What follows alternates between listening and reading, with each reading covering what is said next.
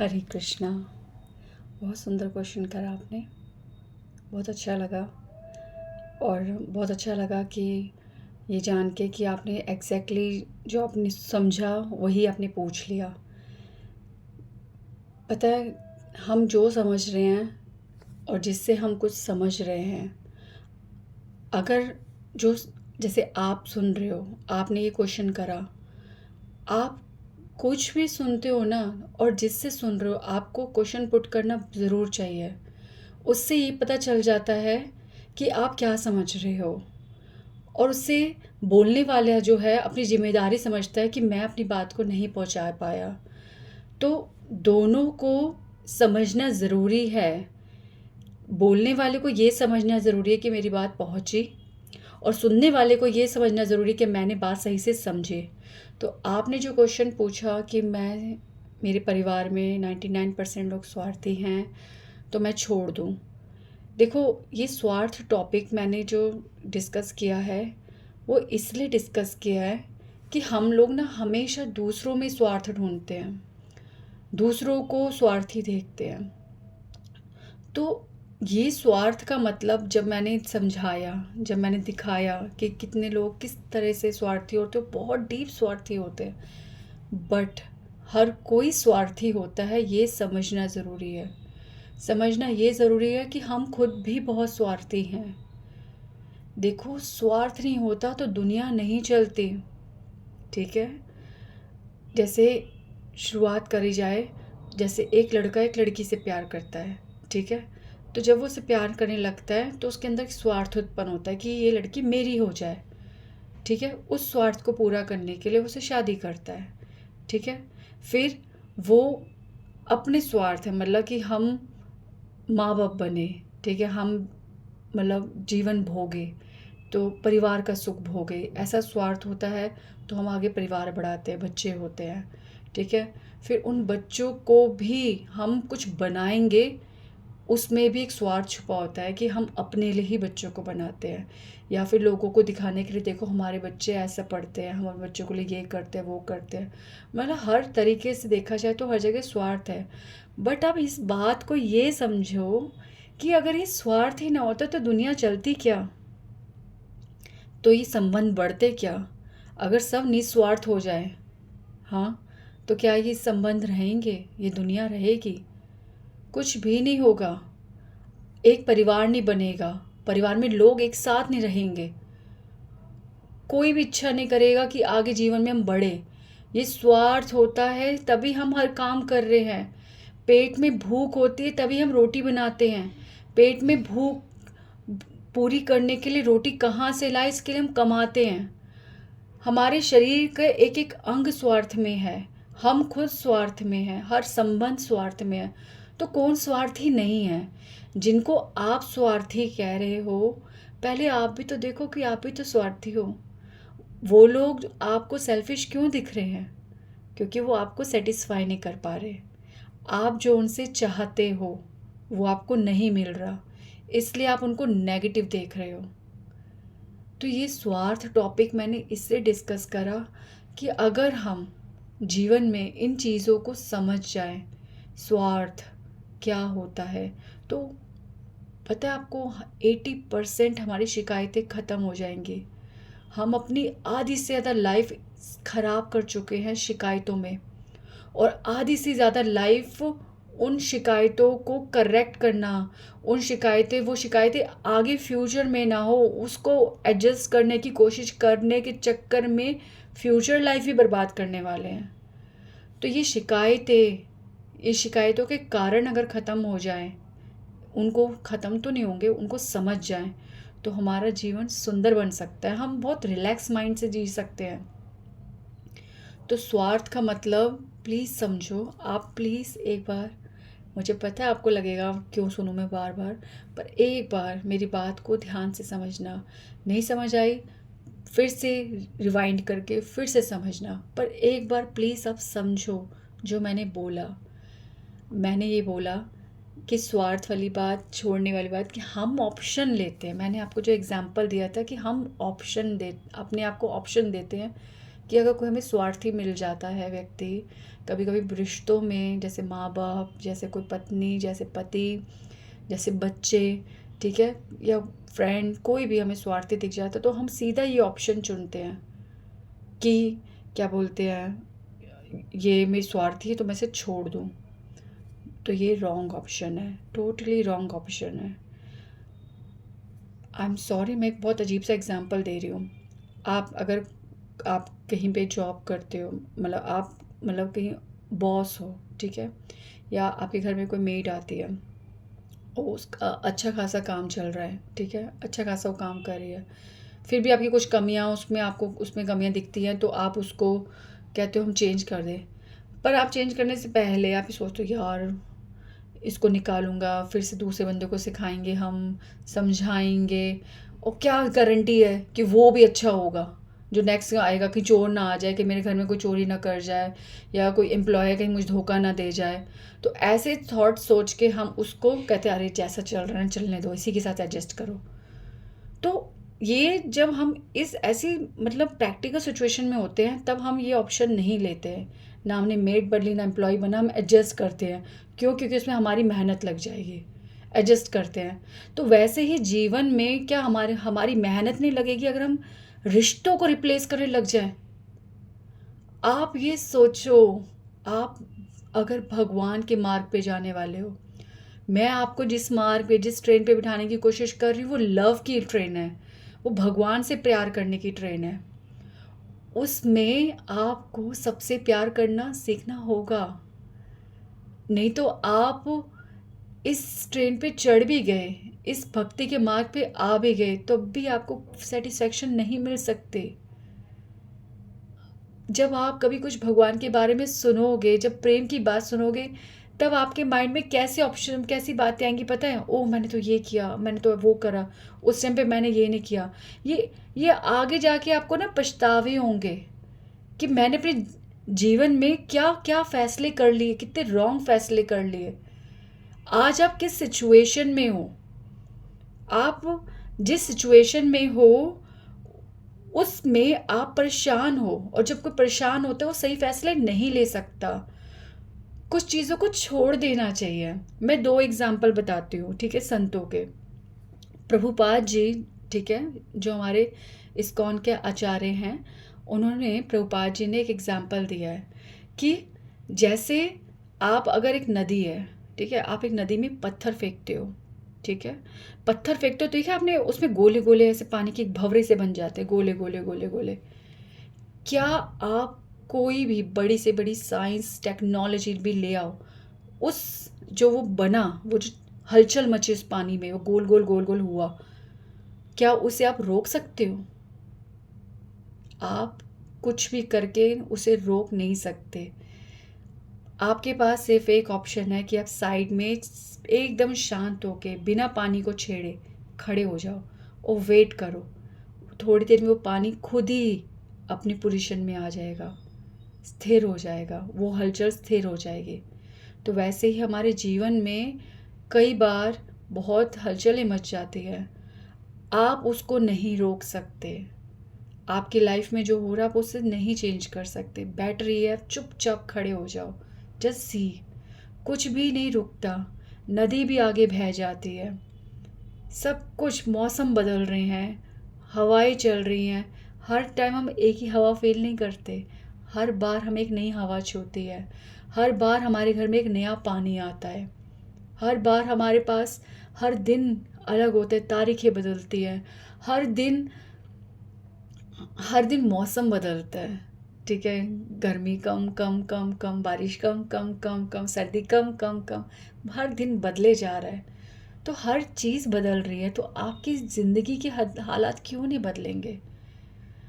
मुश्किल पता क्या है, आपने हालातों को पकड़ रखा है। आपको ऐसा लग रहा है कि हालात नहीं बदल रहे, अरे बदलेंगे, तब आप उसे छोड़ दो। आप किसी चीज़ को पकड़ के रखोगे तो वो बदलेगी कैसे? जैसे आप, आपके घर में, आप किसी नदी के किनारे गंगा जी में को ले लो, ठीक है, आप गंगा जी का पानी लेके आए, गंगा जी बह रही हैं, आपने गंगा जी का एक पानी ले लिया, ठीक है, उसको आपने जमा दिया, ठीक है, उसे फ्रीज़ कर दिया, तो वो पानी एज़ इट इज़ ही रहेगा, ठीक है। पर वही अगर पानी वहीं पे अपने स्थान पे होता तो बह जाता। समझ गए कुछ?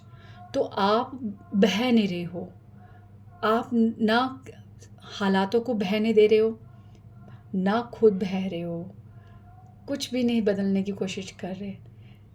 सब कुछ मतलब छोड़ दो।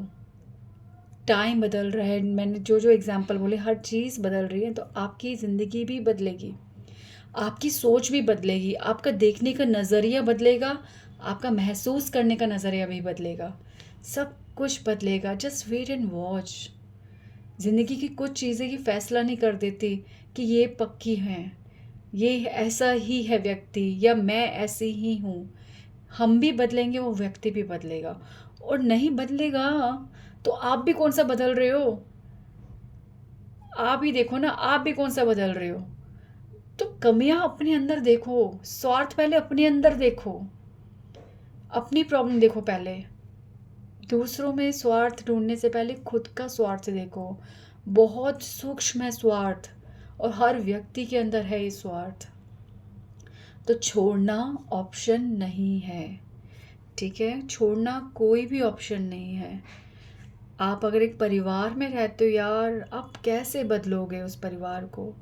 कितना टाइम वेस्ट करोगे अलग जाके सेटल होना, उनको छोड़ना, उनको हर्ट करना।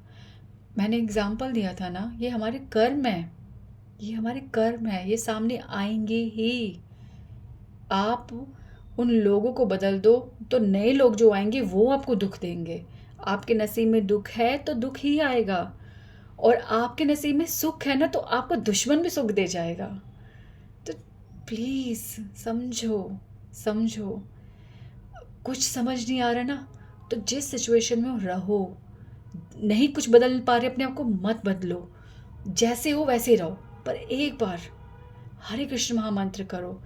ये जब परमात्मा हृदय में जो है, जब वो महसूस होने लग जाता है ना, तो सब कुछ समझ में आने लगता है। धीरे धीरे सब कुछ होगा। आप माला कर रहे हो, आप भगवान का नाम ले रहे हो। अब आप खुद देखोगे कि जो बात आप सारी ज़िंदगी समझने की कोशिश कर रहे थे, वो बात ही नहीं रही। अब तो सब कुछ मतलब ऐसा लगता है सब कुछ सॉल्यूशन ही सॉल्यूशन है। इतनी सुंदर ज़िंदगी हो जाएगी। एक बार भगवान का आश्रय तो लो आप। और हाँ, दूसरा एग्जाम्पल मैं एक और दे रही थी। एक मैंने प्रभुपाद जी का एग्जाम्पल दिया, एक मैं मुरारी बापू जी का एग्जाम्पल देती हूँ, ठीक है। मैंने मुरारी बापू जी की कथा में सुना था कि हॉल्ट, HALT, हॉल्ट, जैसे हॉल्ट का मतलब होता है हॉल्ट, जैसे हम सड़क पे जा रहे थे तो कहते हैं नो हॉल्ट हेयर, कि डोंट हॉल्ट, यहाँ पे गाड़ी मत रोको, ठीक है। तो हॉल्ट का मतलब होता है रुक जाओ, रुकना। हॉल्ट का मतलब रुकना, ठीक है। तो रुकना, हॉल्ट, ये जो हॉल्ट है यानी रुक जाओ, यानी कि HALT, इस HALT का मतलब समझाते हैं मुरारी बापू। इन चार चीज़ों में, HALT, इन चार चीज़ों में कभी भी डिसीज़न मत लेना, ठीक है। यहाँ पे रुक जाना।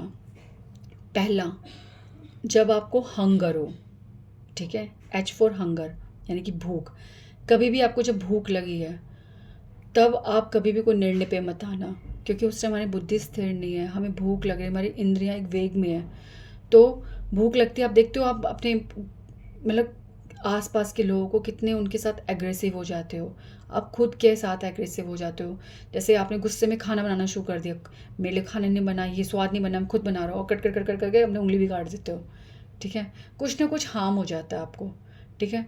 तो हंगर, हंगर के टाइम पे कभी भी डिसीज़न नहीं लेना। भूख के टाइम पे जाओ, दफा यहाँ से, छोड़ जाओ, मेरे को छोड़ जाओ, मैं छोड़ के जा रहा हूँ, मतलब ऐसी ऐसी बातें हो जाती है ना, हम बहुत कुछ बोल देते हैं। तो हंगर के टाइम पे हॉल्ट, रुक जाओ, कुछ नहीं बोलो, चुपचाप खाना खा लो, इससे अच्छा ही है। और प्लीज़ मैं समझता हूँ भूख जब लगती है ना, फटाफट खाना खा लो, ये मत सोचे करो स्वाद खाना है, पहले खाना खा लो, पेट को तृप्त कर दो, जीवा अपने आप तृप्त हो जाती है, ठीक है।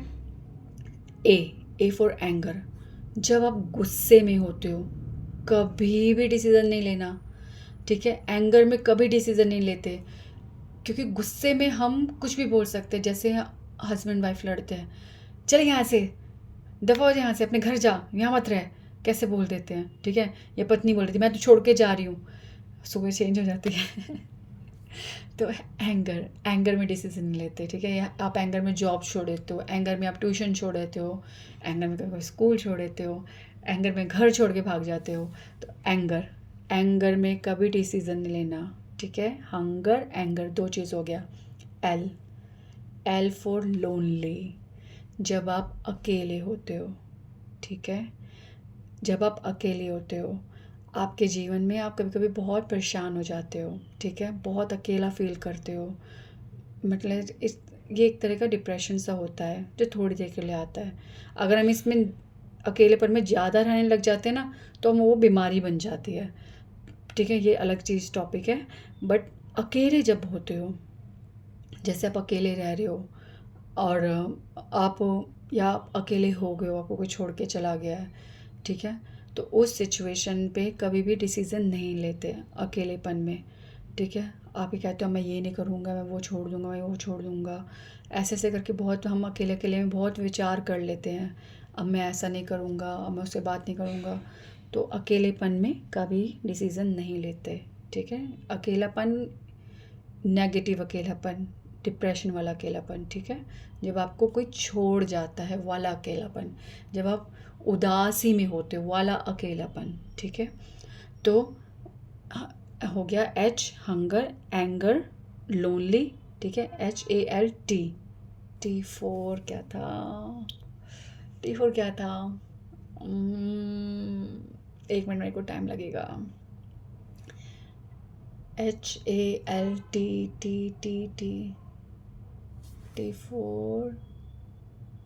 T4 मुझे याद नहीं आ रहा, आई एम सॉरी, मैं चेक करके दूंगी, ठीक है।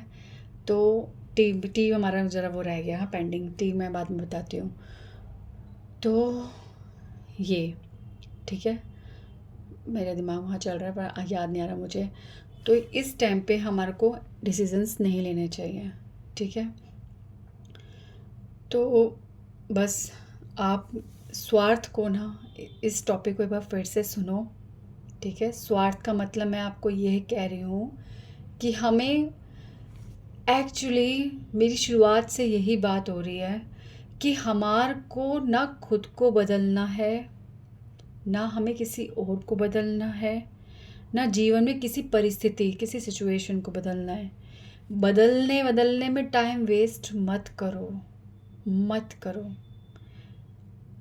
एक छोटा सा काम करो, अपने ना घर के ना सिर्फ बेडशीट को ना एक कमरे से उतार के दूसरे कमरे में बदलो। इसमें भी आपको सोचने में कितना टाइम लगता है, आफत लगेगी, बदलने में टाइम लगेगा। ये ऐसे छोटे काम में बदलने में आपको बड़ा टाइम का वो दिख रहा है नुकसान, पर ज़िंदगी में इतनी बड़ी बड़ी चीज़ें बदलने में आपको टाइम वेस्ट नहीं लगता। तो टाइम बहुत कीमती है, जीवन बहुत छोटा है, बहुत कम समय है हमारे पास, आधा समय जा चुका है। And you are not confirmed कि आपके पास अभी कितने दिन, कितने साल, कितने ईयर्स, क्या आपके पास जीवन कितना बचा है, यू कांट कन्फर्म। अभी आप सर्टेनली निश्चित रूप से नहीं कह सकते। तो प्लीज़ ये सोचो, अगला दिन है ही नहीं, आज का दिन है, मैं क्या शिकायतें कर रहा हूँ, मैं किन में जी रहा हूँ। तो बदलने में टाइम वेस्ट मत करो। एक ही चीज़ ऐड करो जीवन में, वो है भगवान, और भगवान का नाम ऐड करो। कुछ मत बदलो, थोड़ा सा पेशेंस रखो, धैर्य रखो, देख लेना असर होगा। जो मैं बातें बोल रही हूँ ना, उन सब को आप खुद महसूस करोगे। मैं जो बोल रही हूँ ये सब हरे कृष्ण महामंत्र का प्रसाद है, और प्रसाद पे सबका हक है, प्रसाद सबको खाना चाहिए। कोई नास्तिक बंदा भी मंदिर में जाता है तो प्रसाद के लिए हाथ फैलाता है और चुपचाप खाता है, और उसके हृदय में एक सुकून, एक संतुष्टि, एक अध्यात्म जागता है। तो आप इस प्रसाद को ग्रहण करो, हरे कृष्ण महामंत्र करो, you will feel everything like me, जो मैं महसूस कर रही हूँ। मेरा जीवन कोई सुंदर आसान नहीं है, मुश्किलें हर किसी के जीवन में होती है, बट मेरा तरीका बहुत सुंदर है। मेरे पास सबसे सुंदर भगवान है, और वो भगवान, अगर हम उस भगवान के संग में रहें तो सब कुछ सुंदर हो सकता है। एक, मैं ये नहीं कह रही मेरी बातें कुछ खास होंगी, पर जब आप सुनते हो मेरी बात, जब मुझे सुन रहे होते हो, क्या आपको आसान सा नहीं लगता कुछ?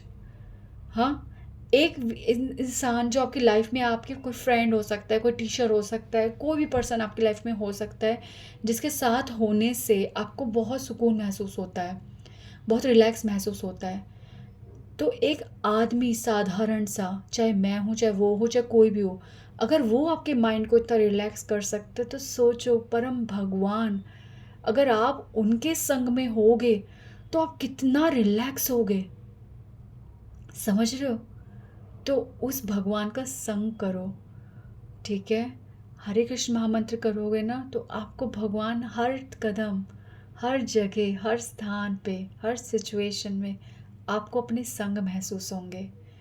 तो प्लीज़ धीरे धीरे, आराम आराम से हरे कृष्ण महामंत्र करो, रोज़ करो। नो ऑप्शन, छोड़ना है ही नहीं। सब कुछ कर लो यार, सब कुछ कर लो, पाप कर रहे हो, पुण्य कर रहे हो, पता नहीं क्या क्या कर रहे हो, एक नाम, ओनली वन माला, चैंटिंग हरे कृष्णा कृष्णा कृष्णा हरे हरे, हरे राम राम राम हरे हरे, इतना ही करना है। And please ask the question, पूछो आप क्वेश्चन, जैसे मर्ज़ी क्वेश्चन पूछो, मुझे बहुत अच्छा लग रहा है, because I don't want make you confused. मैं चाहते ही नहीं हूँ कि आप कहीं पे कंफ्यूज हो, क्योंकि आप कंफ्यूज हुए तो how can I help you, कैसे मदद कर पाऊँगी मैं आपकी? ठीक है, तो आप क्वेश्चन करा करो, डोंट वरी, कोई भी क्वेश्चन आता बेझिझक पूछो। हरे कृष्णा।